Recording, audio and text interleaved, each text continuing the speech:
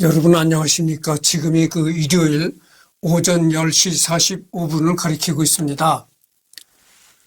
문순득에 관해서 어느 정도 감을 잡았으리라고 생각합니다. 문순득이는 홍어 장사를 했던 사람인데요. 그날도 이제 홍어를 팔려고 배를 타고 나갔다가 풍랑을 만난 것이죠. 풍랑을 만나서 이제 표류하다가 도착한 곳이 어디냐면은 지금의 오키나와 예전에는 유구국이라고 했다는 겁니다. 근데 지금은 오키나와가 일본의 영토잖아요. 근데 문순득이가 표착할 때만 해도 오키나와가 일본국에 속해 있던 것이 아니고 일본과는 상관없는 왕국이었다는 것입니다. 그래서 거기서 머무르다가 그 다음에 또 이제 고향으로 돌아오려고 배를 탔는데 그게 또 난파가 됐어요. 그게 또 이제 풍랑을 만나가지고 그러니까 두 번씩이나 풍랑을 만났던 것이죠. 풍랑을 만나가지고 그 다음에는 오키나와보다 더 멀리 떨어진 필리핀까지 이제 가게 되었다 이거죠. 그때만 해도 이 조선 사람은 말이죠. 이 필리핀이라는 곳이 아는 사람이 없었어요. 조선에서는 이 필리핀이라는 존재조차도 몰랐던 것이죠.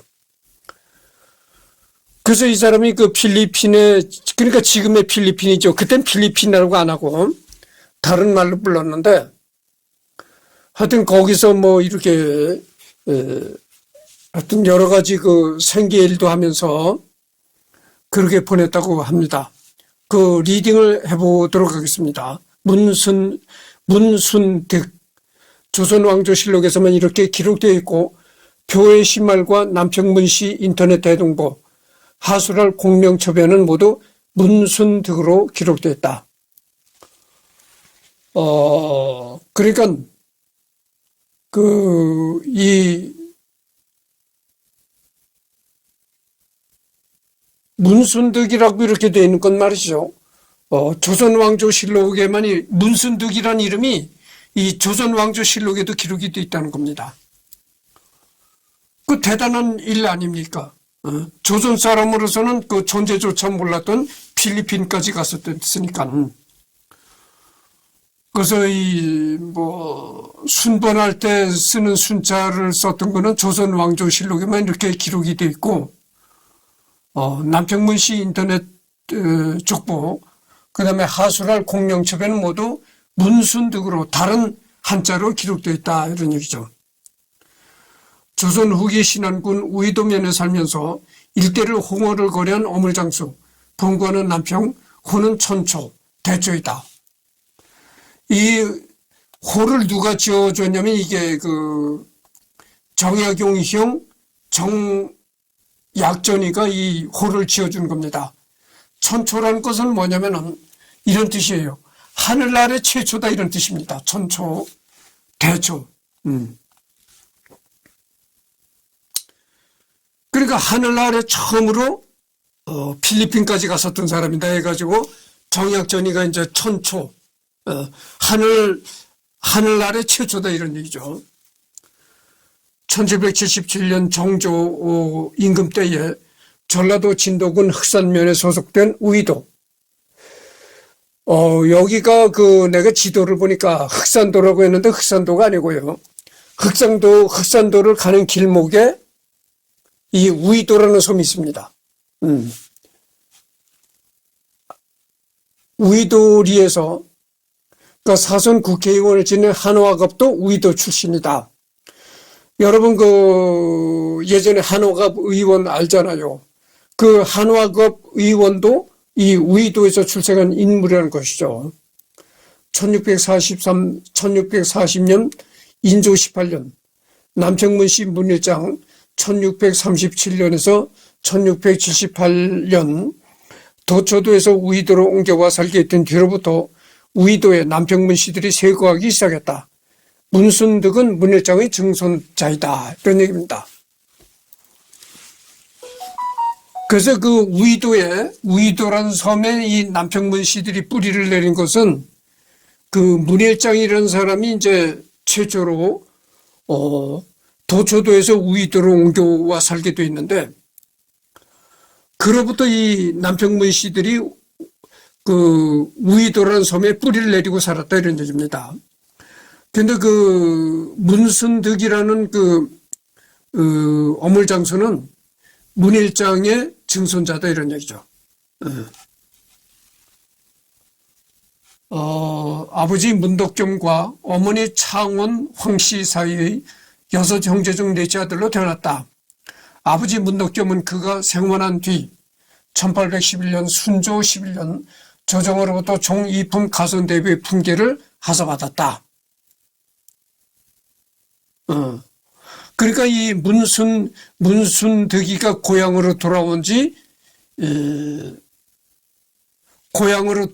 뒤에 그렇게 뭐 필리핀까지 또 갔다가 다시 배를 타고 이 마카오를 통해서 이 중국 베이징 상하이로 해서 이렇게 돌아왔거든요.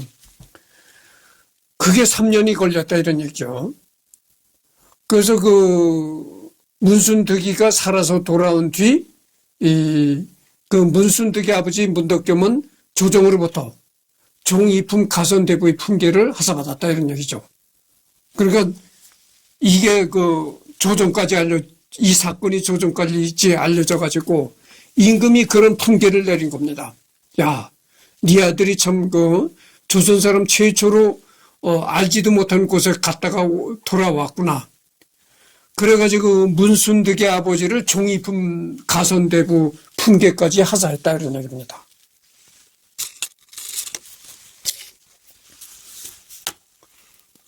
그러니까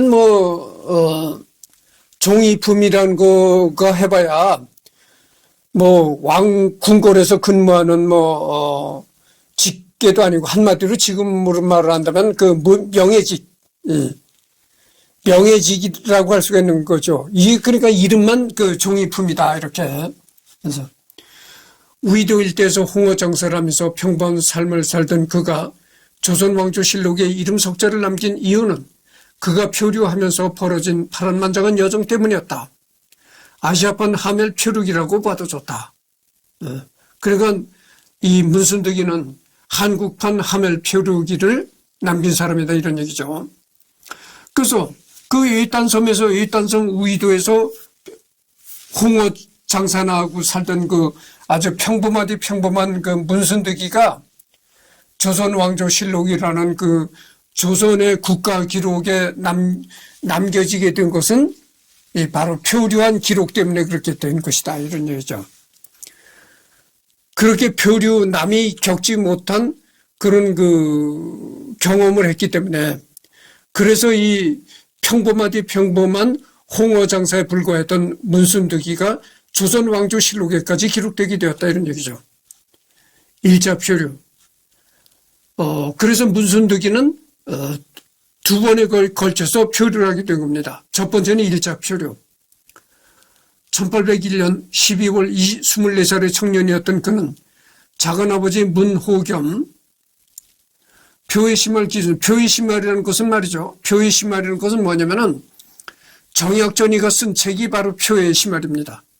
그러니까 정약전이가 문순득이가 표류했던 이야기를 집필을 했는데 그 책이 바로 표의심할입니다. 표의심할 기준, 다만 남평문 씨 인터넷 대동부에 따르면 문순득의 작은 아버지로는 문성겸, 문현겸이 있으며 문호겸이라는 이름을 가진 사람은 작은 아버지가 아닌 오촌 당숙으로 등재되어 있다. 그러니까 문호겸이라는 사람은 작은 아버지가 아니고 오촌 당숙이라는 겁니다.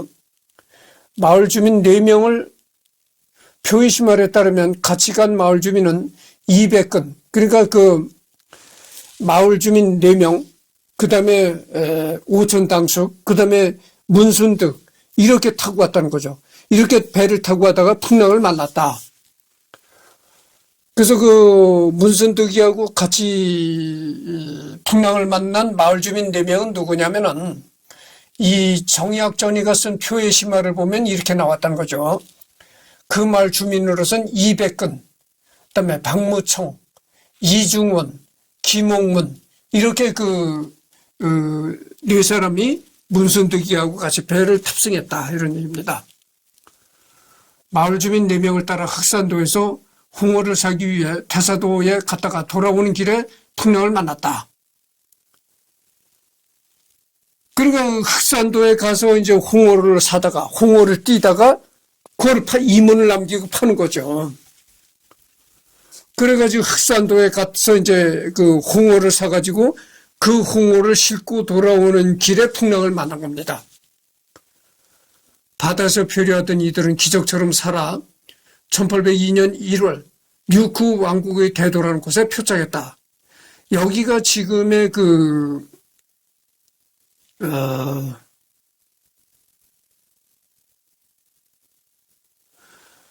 그때는 여기가 류쿠 왕국이라고 했는데 현재 여기가 어디냐면 가고시마현 아마미오 섬이다. 1802년 당시에는 일본 사스마 번이 점령해 실질적으로 통치했으나 형식상으로는 류쿠 왕국 형토로 남겨두었다.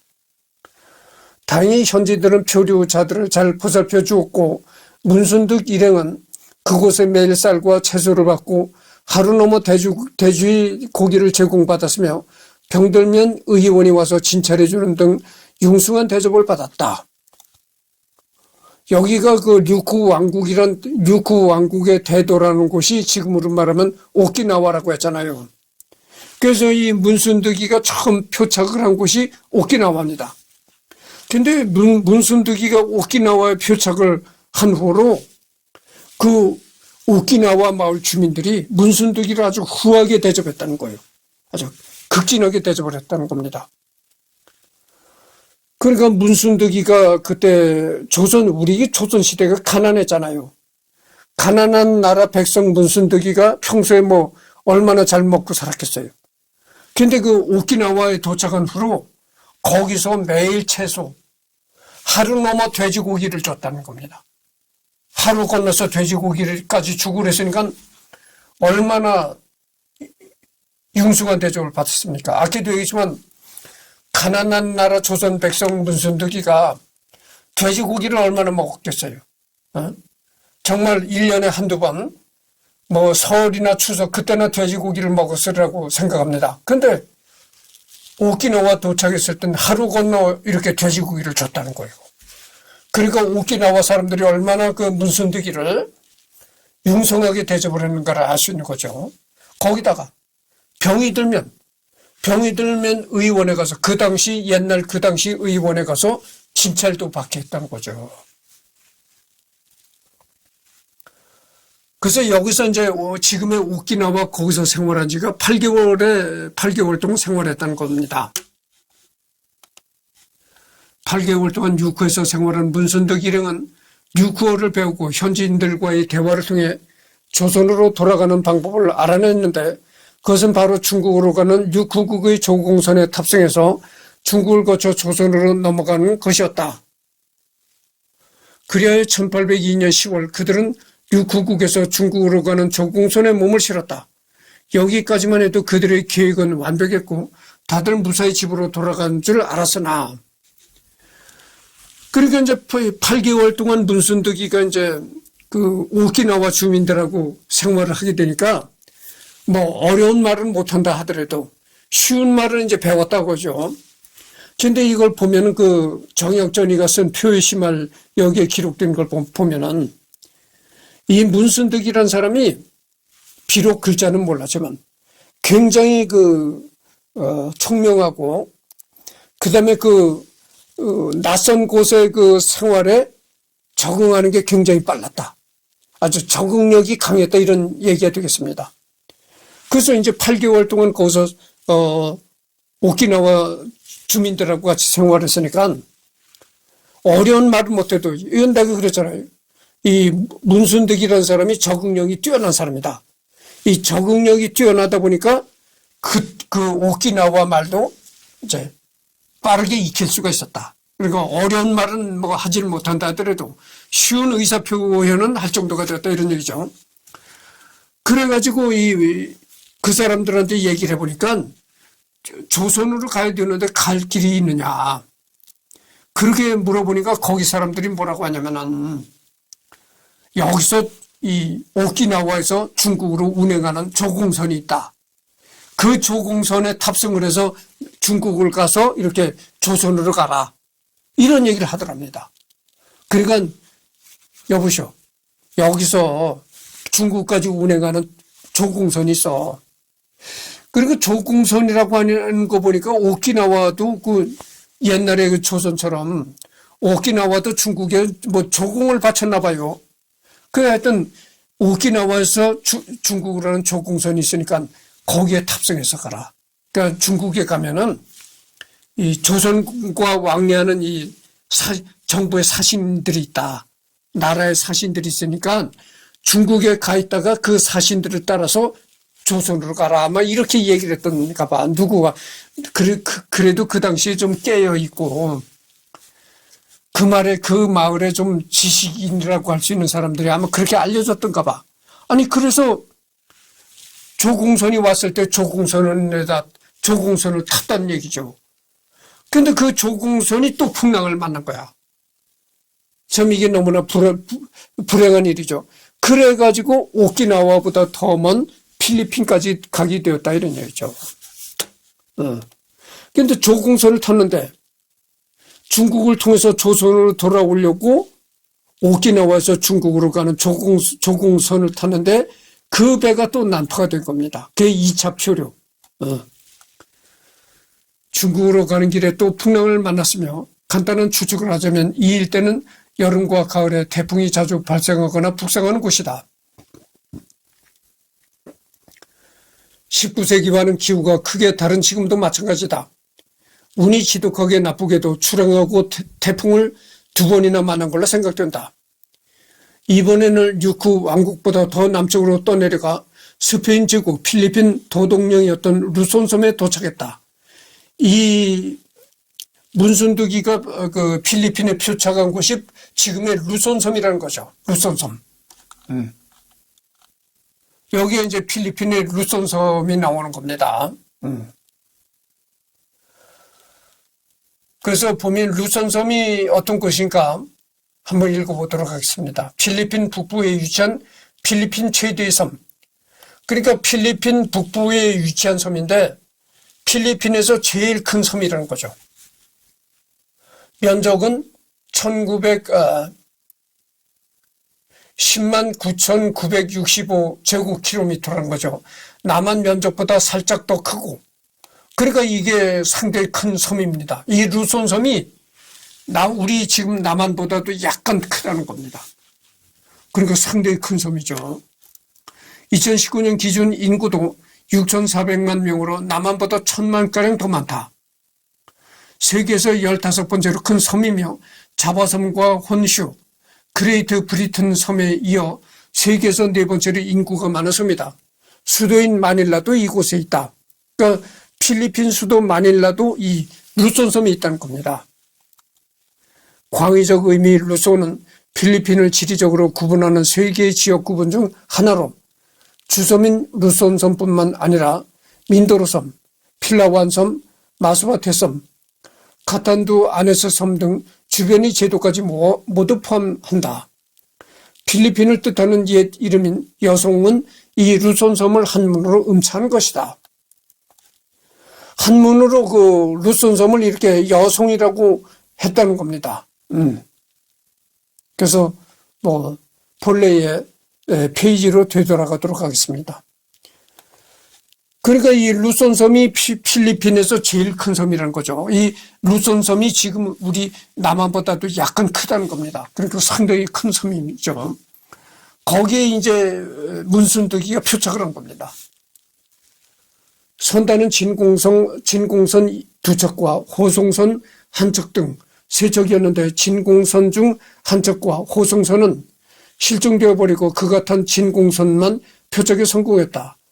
당시 루손은 조선이나 유구와는 왕래가 없는 섬이라서 루손 섬에는 유구에서만큼의 대우를 기대하기 어려웠으며 실제로는 루손 섬에 도착한 지 얼마 지나지 않아 함께 배에 탔던 중국인 15명이 물을 길러 나갔다가 6명이 현지인들에게 첩자로 의심되어 잡혀갔다.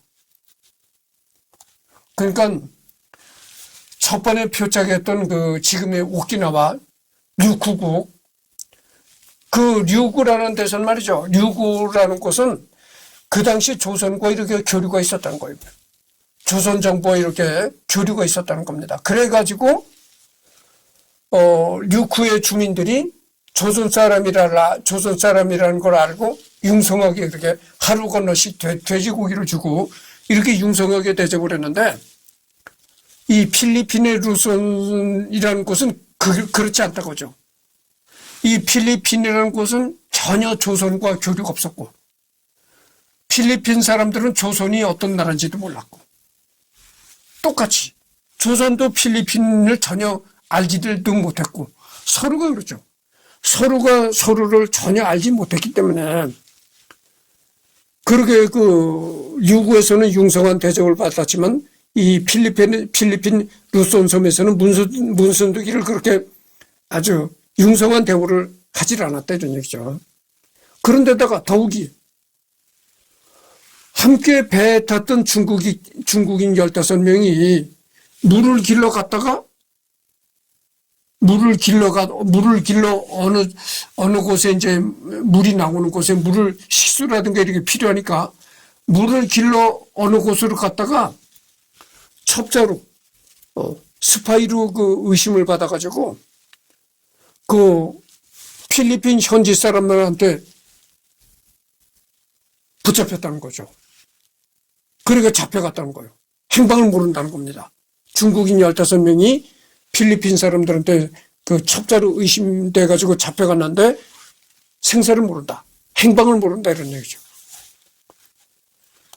당시 필리핀 도둑령은 남중국 해 및 여러 곳에서 창궐한 해적들로 인해 해안가와 지방 항구는 모두 닫고 마닐라 및 정해진 항구로만 무역선들을 받았는데 해안가에 십수명의 수상한 외국 사람들이 있으니 의심할 수밖에 없었다. 여러분, 이때 필리핀이라는 게 말이죠. 이때 필리핀이 얼마나 필리핀도 미개했겠습니까? 그러니까 필리핀 어느 이딴 곳에서는요, 필리핀 어느 이딴 곳에서는 이 식인종까지 있었다고 난 생각을 합니다. 그렇잖아요. 이게 뭐 1800년대 초반의 일인데, 예? 얼마나 미개인들이 많았겠어요, 거기도. 그러니까 필리핀 어느 그 밀림 산속에 사는 인종 중에 식인종도 있었으라고 생각합니다. 이후 외국인인 그가 필리핀산 담배를 피우고 럼주를 마시는 일상을 보내는 사례만 봐도 필리핀 인심이 야박하다고 할 수 없었다. 그러게 뭐 오키나와처럼 그렇게 융성한 대접은 하진 않았어도 그러나 인심이 그렇게 야박하지는 않았다 이런 얘기죠. 그래서 그 문순두기가 거기 가지고 필리핀산 담배의 맛을 때렸다는 거죠. 이제 필리핀산 담배를 피우고 이랬으니까 현지인들이 말이 안 통하는 동아시아인계 외국인을 보자 혹시나 해서 차이나타운에 데려다 준 것만 봐도 이기주의 사회가 아니었다는 것을 알 수 있으며, 그러면 필리핀 사람들이 이렇게 보니까 말이 안 통하는 외국 사람인데 다른 어느 멀리서 온 사람이 분명한데 보니까 중국 사람 같아. 그러니까 그때 필리핀은 중국과도 이렇게 무역선이 오고 갔다 그러고죠. 그러니까 저게 중국 사람이로구나 이렇게 오인을 했다고죠. 그래가지고 그 중국 사람으로 오인을 했다 그죠. 중국 사람하고 이 조선 사람하고 뭐 표가 안 나잖아요. 외모가 뭐 똑같으니까. 전혀 외국인에게 야박했다고 하기 어렵다. 한참 만에 부전성 출신 중국인들이 모여 사는 화교마을에 도착했다. 그래가지고 이 문순덕이를 중국인으로 오해를 해가지고 필리핀 사람들이 문순덕이를 화교마을로 끌고 갔다는 거죠. 너네가 이제 중국 사람 같으니까 니네하고 같은 인종인 화교마을로 가라 이래가지고 화교마을로 이 문순덕이를 끌고 왔다는 거예요. 그제 배에서 내린 문순덕 일행은 9개월 동안 그곳에 머물면서 마을 곳곳을 구경했는데 그때 스페인인들이 만든 신묘를 방문하기도 했다. 그래서 문순득이가 이제 9개월 동안 필리핀에서 생활한 게 바로 이 화교 마을에서 생활했던 거죠. 그러니까 필리핀 사람들이 문순득이를 보자 말도 안 통하는데 저게 중국 사람이다. 틀림없이 이렇게 오인을 해가지고 화교가 모여 사는 마을로 문순득이를 데리고 왔다 거죠. 그래서 문순득이가 그 화교들이 사는 마을에서 9개월 동안 살았다 이런 얘기입니다. 그런데 그 9개월 동안 화교가 사는 마을에 살면서 어떤 걸 구경했냐면은 그때 당시 그 화교 마을에 이 신묘란 게 있었던 거예요. 신묘. 그러니까 신을 모시는 뭐 이렇게 사당 같은 게 있더라. 문순득이가 이제 정약전이한테 그렇게 실토한 거예요. 그 화교 마을에 그 신을 모시는 무슨 사당, 그때 신을 모시는 사당이라고 얘기를 한 거예요. 그때 당시 문순득이는 천주교라는 존재를 몰랐으니까 이제 신을 모시는 사당이다 이렇게 말을 했던 거예요. 근데 그 화교 마을에 가니까 신을 모시는 사당이 있는데 그 사당이 크더라.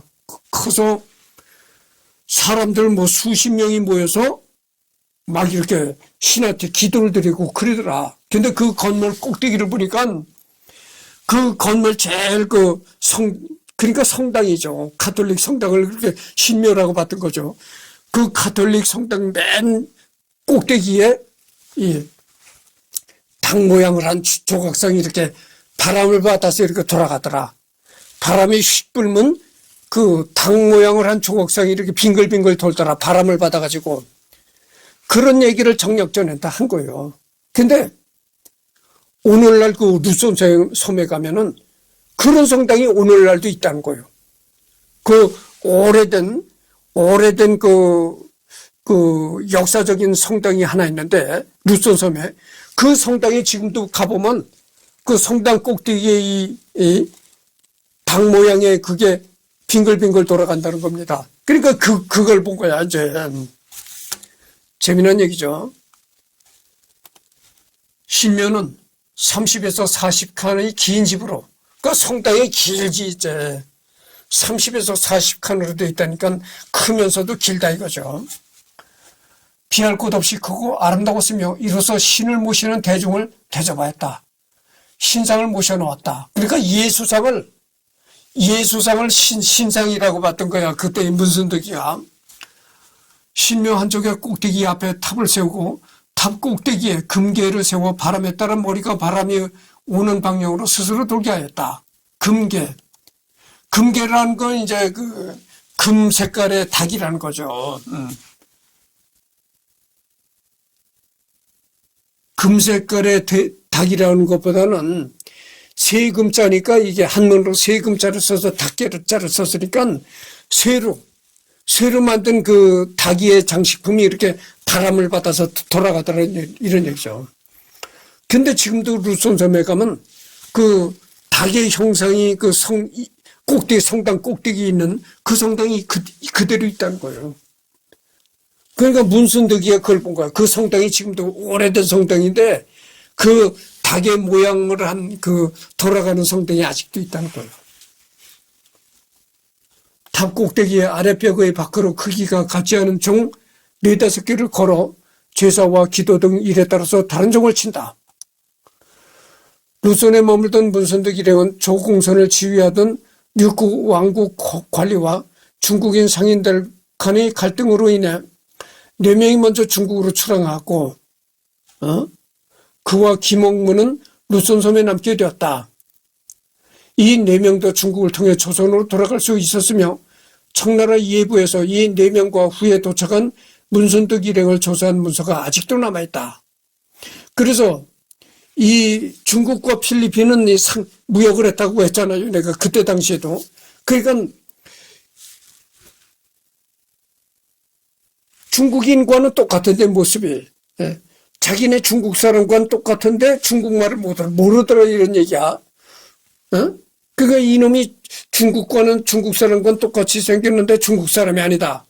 이래가지고 이제 자기네들끼리 이렇게 상당히 조사를 해봤나 봐요. 그렇게 조사한 문서가 아직도 남아있다는 거예요, 중국에. 그가 또다시 고향으로 돌아갈 계획을 세웠다. 그는 일록하노와 루손섬의 풍속을 빠르게 익혔다. 그러니까 거기 가서도 또다시 조선으로 올 계획을 세울 수밖에 없는 겁니다. 왜냐하면 필리핀과 중국 간의 무역선이 왔다 갔다 하니까 야, 내가 이 필리핀과 중국 간에 오고 가는 배를 타가지고 중국을 가가지고 중국에서 조선으로 들어가야 되겠구나. 이렇게 생각한 거야. 그래가지고 또다시 이제 조선으로 돌아올 그런 계획을 꾸민 거죠. 일로카노어라는 말은 말이죠. 루손섬 북부 지역에서 쓰이는 언어였으며 필리핀에서는 나름대로 꽤 쓰이는 언어이다. 여러분 지금 저 물을 좀 마시고 해야 되겠습니다.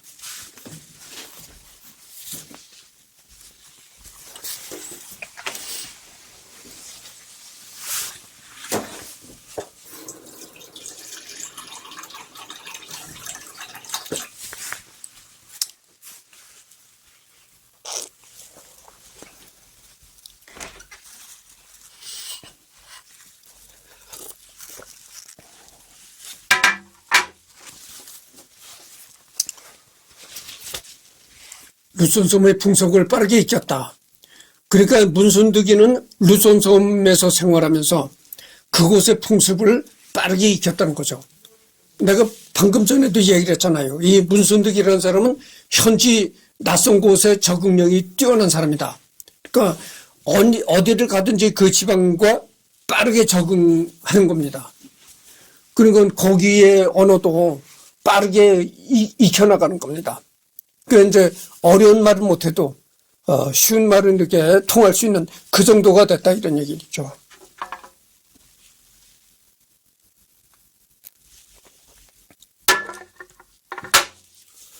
유구국에서는 식량과 의료를 지원받으면서 나름대로 편하게 지냈던 반면 루손에서는 약간의 지원을 받긴 했지만 온전히 자기 힘으로 살아가야 했는데 그는 끈을 꼬아 파는 것과 수저우 상인들이 쌀거리를 돕는 것으로 생계와 용돈을 해결했다고 한다.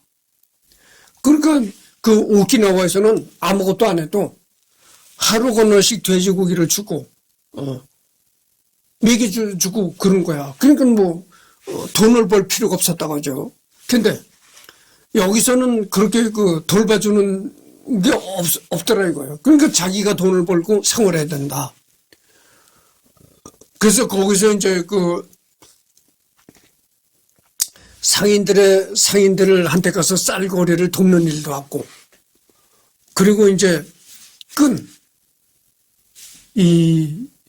끈을 꼬아가지고 파는 그런 일도 했다는 거죠. 네. 비건의 역사학자 안토니오 플로렌티노는 문순득이 중국인들과 함께 건축 현장에서 나무 다듬는 일을 했을 거라고 추정한다. 당시 비건에서는 큰 주택들이 건설 중이었기 때문에 나무를 잘 다루는 사람들은 일감이 많았고 비건 사람들은 목공 기술이 없었기 때문에 그 일은 외국인들이 맡았다고 한다. 그래서 그때 당시 루손섬에서는 말이죠. 건축하는 일들이 많았었던 거죠. 집을 짓고 이런 건축하는 일들이 많았었는데 그 루손섬 현지인들은 나무를 다듬고 이런 일을 잘 안 했다는 거죠. 그래가지고 그런 일들은 화교들, 필리핀 사람이 아닌 중국 화교들, 외지에서 온 사람들, 이런 사람들이 주로 했다는 거죠. 그래서 틀림없이 문순득이도 그렇게 나무 다듬는 일, 그런 걸 아마 했을 것이다, 이렇게 생각한다는 거죠. 그렇다고 마냥 일만한 것은 아니고, 그곳을 돌아다니며 풍속을 보고 관광도 하고 살았는데 당시 인기 있는 투게를 구경하거나 현지 성당을 방문하는 등 다양한 체험을 하며 지냈다고 한다. 그러니까 돈을 벌기 위해서 일만 하는 것이 아니고 시간이 날 때마다 틈틈이 구경도 다니고 풍속도 가서 보고 이 섬의 사람들은 어떻게 사나 하고 이렇게 풍속도 보고 이러던 거죠. 근데 거기에 보니까 투개, 이 닭싸움을 벌이는 거, 그런 풍습이 있더라고요. 서로가 힘센 닭을 길러가지고 닭끼리 이렇게 싸움을 붙이는 게 있더라. 1803년 8월 루손에서 마카오 상선을 타고 중국의 마카오로 이동했다. 내가 그랬잖아요. 그때 당시 루손과 중국과 이렇게 무역 관계를 이루어가지고 상선이 이렇게 왔다 갔다 한다고 했잖아요. 그래가지고 그 중국으로 가는 상선에다가 몸을 또 탄 거죠. 문순덕이가 중국으로 가는 상선을 올라탄 겁니다. 그래서 중국으로 해가지고 이제 조선 땅을 오려고 했던 거죠. 그 중국으로 가면은, 그러니까 거기서, 필리핀 루손 섬에서 즉시 이 조선으로 오는 직항배는 없으니까 중국을 통해서 올 수밖에 없는 거죠. 그가 광동성의 상선이 왔다는 소식을 어떻게 들었는지는 교회 신문에 나오지 않지만 마카오 당국이 신문한 기록에 따르면 그는 3월 16일에 여성국 왕을 만났다고 한다. 다만 그가 상세한 사정을 알지 못해 왕이라고 지칭한 것이고 실제로는 당시 필리핀 도독령의 총독이었던 라파엘 마리아 데 아길라르 이폰세 데 레온을 만난 것으로 추정된다. 상당히 이름이 깁니다.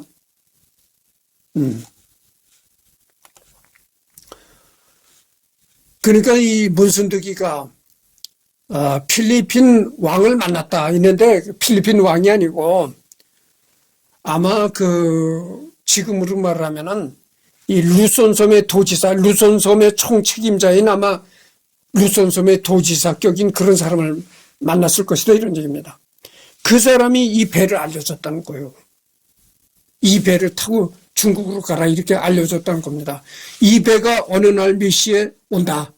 그 배를 타라 이렇게 루손섬의 총행정 책임자가 알려줬다는 거예요.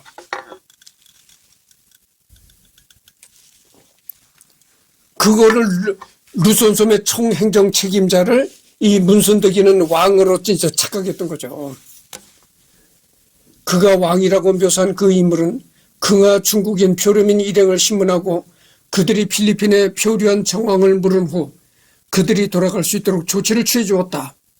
그렇게 성한 결정이 내려지고도 2달이 지나고 마침내 5월 1일 그 광둥성 상선이 왔다는 소식을 들었고 바람의 때를 맞추기 위해 다시 3달 동안 기다린 후에 배는 1803년 8월 28일 비간의 항구를 출발했다.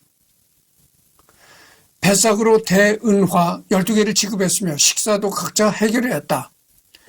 배삭으로 큰 은으로 된 돈을 12개를 지급했다는 거죠.